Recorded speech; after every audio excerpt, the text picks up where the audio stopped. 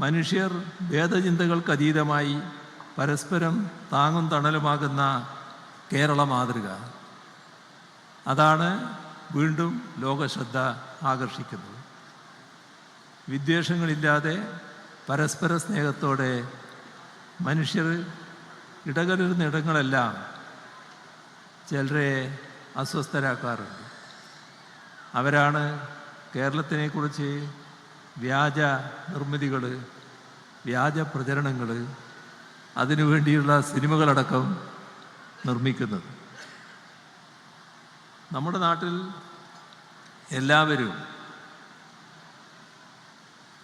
ഒരു തരത്തിലുള്ള ഭേദചിന്തയും ഇല്ലാതെ ജീവിക്കാൻ ആഗ്രഹിക്കുന്നവരാണ്. അവർക്കെല്ലാം ഇത്തരം നടപടികളോട് പൂർണ്ണ സഹകരണമാണുള്ളത്. വളരെ ദുഃഖകരമായ ഓർമ്മകൾ നമ്മുടെ മനസ്സിൽ തിങ്ങി വരുന്നുണ്ടെങ്കിലും ദുരന്തത്തിൻ്റെ, എന്നാൽ എല്ലാവരും നിറഞ്ഞ സന്തോഷത്തിലാണ്. ഇവിടെ പുതിയ വീടുകളിൽ താമസിക്കുന്നതിനെക്കുറിച്ചാണ് നാം ആലോചിക്കുന്നത്. എന്നാൽ ഇതേ നിമിഷം താമസ സ്ഥലത്ത് നിന്ന് ആക്രമിക്കപ്പെടുന്നവർ, കൊല ചെയ്യപ്പെടുന്നവർ നമ്മുടെ ലോകത്തിൻ്റെ വിവിധ ഭാഗങ്ങളിൽ ഉണ്ടാവുകയാണ്. വല്ലാത്ത നടുക്കത്തിലാണ് നമ്മുടെ നാടും ലോകവും ഇപ്പോഴുള്ളത്. മനുഷ്യർ തമ്മിൽ പാലിക്കുന്ന മര്യാദ പോലെ തന്നെ രാജ്യങ്ങൾ തമ്മിൽ മര്യാദകൾ പാലിക്കേണ്ടതുണ്ട്. ഒരു രാജ്യത്തിൻ്റെ അതേ അഭിപ്രായം തന്നെ ആവണം മറ്റൊരു രാജ്യത്തിന് എന്ന് നിർബന്ധിക്കാനാവില്ല. പക്ഷേ നമ്മുടെ നാട്ടിൽ സാധാരണ തെമ്മാടികൾ സ്വീകരിക്കുന്ന നില ചില തെമ്മാടി രാഷ്ട്രങ്ങൾ ഇപ്പോൾ സ്വീകരിക്കുകയാണ്. ആ തെമ്മാടി രാഷ്ട്രങ്ങൾക്ക് നേതൃത്വം കൊടുക്കുന്നത് അമേരിക്കൻ സാമ്രാജ്യത്വമാണ് എന്നതാണ് ഏറ്റവും കടുത്ത അനുഭവം. അവരുടെ കയ്യിൽ ആയുധങ്ങളുണ്ട്, സമ്പത്തുണ്ട്, യുദ്ധവെറി. പിന്നെ സാധാരണഗതിയിൽ ഒരു രാജ്യത്തിന് നേതൃത്വം കൊടുക്കേണ്ട മാനസികാവസ്ഥയുള്ളയാൾ തന്നെയാണോ അവിടെ നേതൃത്വം വഹിക്കുന്നത് എന്ന ശങ്ക. ഇതെല്ലാം കൂടി ഒത്തുവന്നപ്പോൾ ഭ്രാന്തമായ നടപടികളിലേക്ക് കടക്കുകയാണ്. അതാണ് ഒരു രാജ്യത്തിനകത്ത് കടന്ന് ആ രാജ്യത്തിൻ്റെ പ്രസിഡന്റിനെ അവിടെ നിന്ന് ഭാര്യയടക്കം കസ്റ്റഡിയിലെടുത്ത് കൊണ്ടുപോകുന്ന കാഴ്ച ലോകം കണ്ടത്. ഒരു രാജ്യവും ചെയ്യുന്ന കാര്യമല്ല. ഇപ്പോൾ ഇറാന് നേരെ ആക്രമണം നടത്തിയിരിക്കുന്നു. ഇറാന് നേരെ ആക്രമണം നടത്താനുള്ള എന്ത് സാഹചര്യമാണ് ഉണ്ടായത്? ലോകത്തിന് മുന്നിൽ എന്തെങ്കിലും വസ്തുതകൾ അങ്ങനെ പറയാൻ കഴിഞ്ഞോ? ഏതെങ്കിലും കാര്യങ്ങൾ അവതരിപ്പിക്കാൻ കഴിഞ്ഞു? തങ്ങൾക്ക് വിരോധമുള്ള രാഷ്ട്രങ്ങളെ വെച്ചു വാഴിപ്പിക്കില്ല എന്ന നിലയാണല്ലോ. ഒരു രാജ്യത്തിൻ്റെ പരമാധികാരിയായി ആ രാജ്യം കണക്കാക്കുന്ന ആയത്തുള്ള ഖൊമേനിയെ അദ്ദേഹത്തിൻ്റെ വീട്ടിൽ അദ്ദേഹത്തിൻ്റെ മകളെയും കൊച്ചുമോളെയും മകളുടെ ഭർത്താവിനെയും എല്ലാം കൂടെ ചേർത്ത് കൊല്ലുന്ന നില. ഇന്നത്തെ ആധുനിക സാങ്കേതിക വിദ്യ മേലെ നിന്ന് നിങ്ങൾ എവിടെയുണ്ട് എന്ന് കൃത്യമായി മനസ്സിലാക്കാൻ പറ്റും. അങ്ങനെ മനസ്സിലാക്കിക്കൊണ്ട് ആയുധം പ്രയോഗിക്കാൻ പറ്റുന്ന വിദ്യകൾ, സാങ്കേതിക വിദ്യകൾ അമേരിക്കൻ സാമ്രാജ്യത്തിൻ്റെയും മറ്റും കയ്യിലുണ്ട്. അത് വെച്ച് ഒരു രാഷ്ട്രത്തിൻ്റെ പരമാധികാരിയായി ആ രാഷ്ട്രം കണക്കാക്കുന്ന വ്യക്തിയെപ്പോലും കൊല ചെയ്യാൻ തയ്യാറാവുകയാണ്. എത്ര ഇതുപോലുള്ള അതിക്രമങ്ങൾ! എന്താണിപ്പോൾ അതിൻ്റെ ഭാഗം?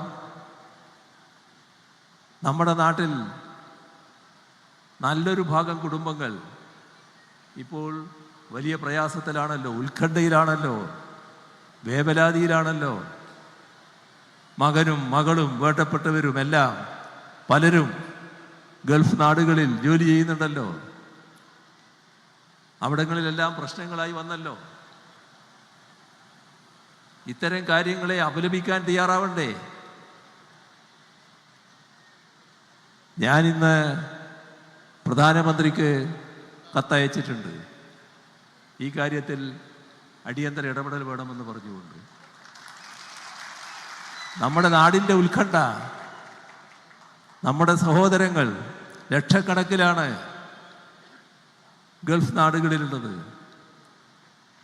അവരെല്ലാം വല്ലാത്തൊരു അരക്ഷിതാവസ്ഥയിലാണ്. ഇതെല്ലാം ഉണ്ടാക്കി വെച്ചത് ഈ അമേരിക്കൻ സാമ്രാജ്യത്വത്തിൻ്റെ ഭ്രാന്തമായ നടപടികളാണ്. അവർക്കതിനു പറ്റിയ ചങ്ങാതി മറ്റൊരു ലോകതെമ്മാടി ഇസ്രയേൽ. ഈ രണ്ടു കൂട്ടരും കൂടിയാണ് ഇതെല്ലാം കാട്ടിക്കൂട്ടുന്നത്. അമേരിക്കൻ സാമ്രാജ്യത്വം കാണിക്കുന്ന ഇത്തരം കാര്യങ്ങൾക്കെതിരെയുള്ള ശക്തമായ വികാരം നാം ഒന്നടങ്കം പ്രകടിപ്പിക്കേണ്ടതാണ് എന്നുകൂടിയാണ് എനിക്ക് ഈ ഘട്ടത്തിൽ പറയാനുള്ളത്. നമ്മുടെ നാടിൻ്റെ ഒരുമയുടെയും ജനങ്ങളുടെ ഐക്യത്തിൻ്റെയും നാം പ്രകടിപ്പിക്കുന്ന സാഹോദര്യ ബന്ധത്തിൻ്റെയും ഭാഗമായി നാടും ജനങ്ങളും എല്ലാം നൽകിയ പിന്തുണയുടെ ഭാഗമായാണ് ഈ ടൗൺഷിപ്പ് പൂർത്തിയാക്കാൻ നമുക്ക് കഴിഞ്ഞത്. നിറഞ്ഞ സന്തോഷത്തോടെ ഈ ടൗൺഷിപ്പിൻ്റെ ആദ്യഘട്ടം പൂർത്തീകരിച്ചതായി അറിയിച്ചുകൊണ്ട് അവസാനിപ്പിക്കുന്നു. നിങ്ങൾക്കെൻ്റെ സ്നേഹാഭിവാദനങ്ങൾ.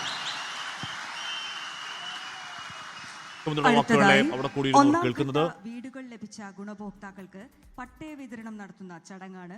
ഗുണഭോക്താക്കൾക്ക് പട്ടയം കൈമാറുന്നതിനായി ബഹുമാനപ്പെട്ട മുഖ്യമന്ത്രിയെ സാദരം ക്ഷണിക്കുന്നു. മാതൃകാ ടൗൺഷിപ്പ് ദുരന്തബാധിതർക്ക് കൈമാറുന്ന ചടങ്ങാണ്. ഉദ്ഘാടന ചടങ്ങ് കഴിഞ്ഞു. ആദ്യഘട്ടം പൂർത്തിയായതായി മുഖ്യമന്ത്രി പ്രഖ്യാപിച്ചു.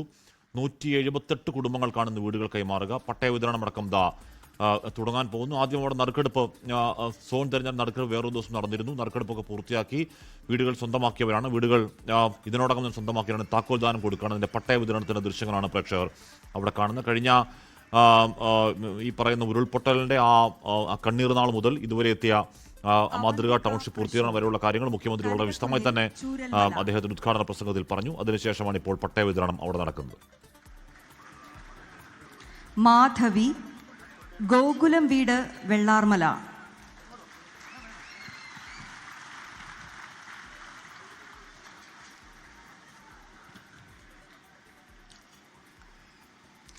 നൈസാമോൾ, പാണക്കാടൻ വീട്.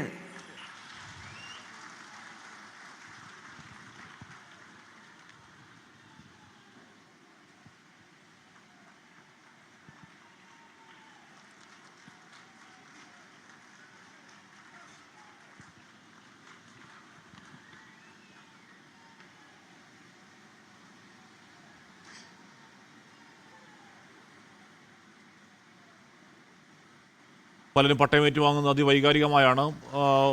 രണ്ട് കാര്യങ്ങൾ: ഒന്ന്, എല്ലാം നഷ്ടപ്പെട്ട മനുഷ്യരാണ്, അവർക്ക് ഒരു കിടപ്പാടം കിട്ടുന്നു എന്നത്. രണ്ട്, ഇതിൽ ബഹുഭൂരിപക്ഷം വീടുകളിലും ആരെങ്കിലുമൊക്കെ ഇല്ലാതായി പോയവരാണ്.